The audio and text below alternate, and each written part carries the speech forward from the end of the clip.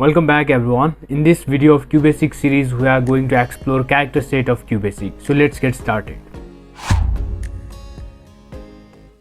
In the world of QBASIC, a character set is like the toolbox of character that you can use when you are writing your program. Think of it as all the letters, numbers, symbols and special characters you see on your keyboard. As you write QBASIC program, you are working with a wide range of characters. These characters include letter, numbers, symbol and even control characters.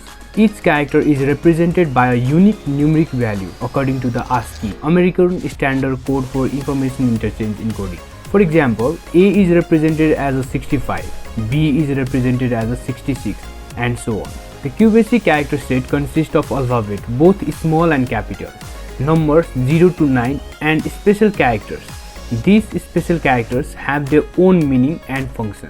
Basically, whenever you are writing any QBASIC program, all the characters that are used in this program are from the character sets of the QBASIC. The character set of QBASIC includes all the alphabets, both small and capital, digits from 0 to 9 and special characters which are shown in this picture, equals to, plus, all those symbols, special characters are used.